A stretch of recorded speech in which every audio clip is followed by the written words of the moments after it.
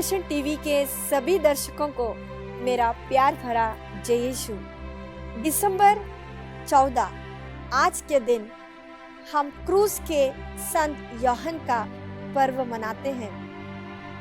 ये संत बालक यीशु के जन्मदिन का पर्व मनाने में हमारी मदद करती है। यह संत की जीवनी आज के पाठ जिस पर हम मनन करने जा रहे हैं हमारे लिए बहुत ही प्रेरणाजनक है। उनके नाम के अनुसार क्रूस के संत यूहन्ना जो क्रूस के प्रियंकर थे, सहनों को प्यार करते थे, सहन पसंद करते थे। ये संत के जीवन में उन्होंने जिन वचनों को पूरी मात्रा में लागू किया, हम मनन करें। संत लूकस का सुसमाचार अध्याय 14 पद संख्या 26 एवं 27। यदि कोई मेरे पास आता है और अपने माता पिता, पत्नी, संतान, भाई बहनों और यहाँ तक कि अपने जीवन से बैर नहीं करता तो वह मेरा शिष्य नहीं हो सकता।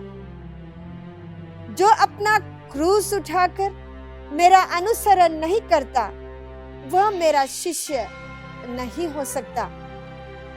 इसका मतलब ये नहीं आज हम मम्मी को छोड़ दे, पापा को छोड़ दे, पत्नी, बच्चे, पति सबको छोड़कर चलिए प्रभु के पास। यह तात्पर्य नहीं। यहाँ पर बहुत ही गहरा मतलब है। पत्नी के द्वारा, पति के द्वारा, बच्चों के द्वारा, माँ बाप के द्वारा छोटे मोटे दुख तकलीफें जिसे शायद हम क्रूस समझते हैं, जिसे हमें लगता है कि ये बहुत ही बड़ा क्रूस है, इसे मैं कैसे वहन कर रहा हूँ, इसे मैं कैसे वहन करते आगे बढ़ूं। आज हमें प्रभु याद दिलाते हैं, पूछते हैं क्या बेटा बेटी तो अपने इस क्रूस को उठाकर मेरे पास मेरे साथ नहीं आ सकते। चलिए हम जो प्रभु का अनुकरण करना चाहते हैं, प्रभु के पास जाना चाहते हैं, हमारे ये सारे छोटे मोटे क्रूस को साथ में लेकर ही जाए। हम इसे छोड़कर प्रभु के पास नहीं पहुंच सकते। इन्हें प्रभु ने हमारे लिए सौंपा है।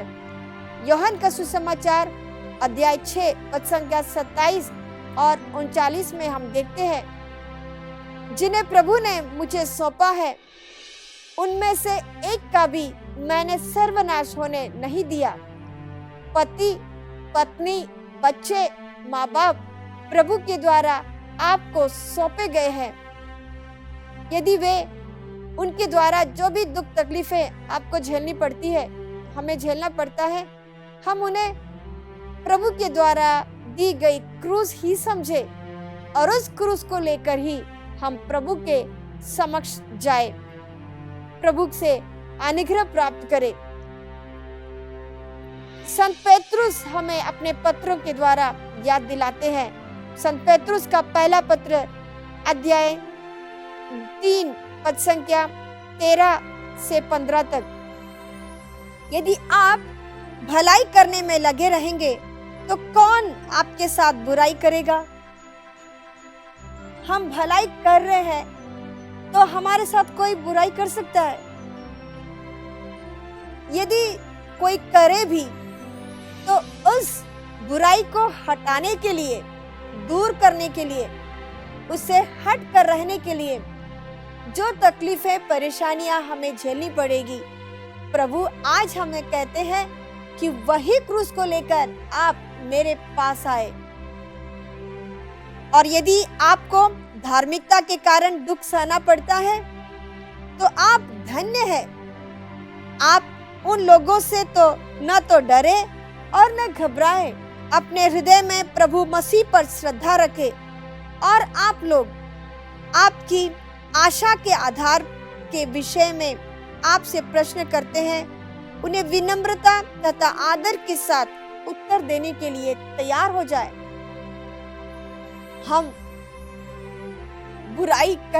करने से अच्छा भलाई करते हुए हम उन सारे लोगों को जीत ले जो प्रभु के रूप में हैं।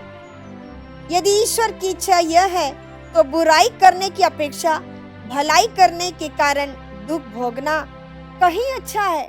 आइए आज हम इस बात पर गौर करते हुए अपने आप को तैयार करें, अपने आप से के लिए, औरों के लिए प्रभु से, बालक यीशु से वह शक्ति मांगे जो हमें भलाई करने में लगे रहने में, भलाई करने के लिए पूरी दृढ़ता प्रदान करें, जिसके चलते हम बुराई से दूर हो सके और बुराई से हटकर भलाई करते हुए हम औरों में वह छवि छापे जो बालक यीशु की उपस्थिति से प्राप्त होता है। आइए हम चले बेतलेहम बालक यीशु के दर्शन करने, उन चरवाहों के साथ चले, उन ज्योतिषी के साथ चले जिन्होंने तारा को उदित होते देखा और वह उनके लिए पहचान बना। हमारा यह व्यवहार, हमारी यह दृढ़ता, हमारी यह धीरता, हमारे साथ जिन क्रूस को लेके जा रहे हैं वे सब औरों के लिए पहचान बने कि हमारे पास ईश्वरीय शक्ति है, अद्भुत शक्ति है, अद्भुत ईश्वरीय उपस्थिति है और हम इस प्रकार हम अपनी पहचान दें बालक यीशु का दर्शन करने चलिए।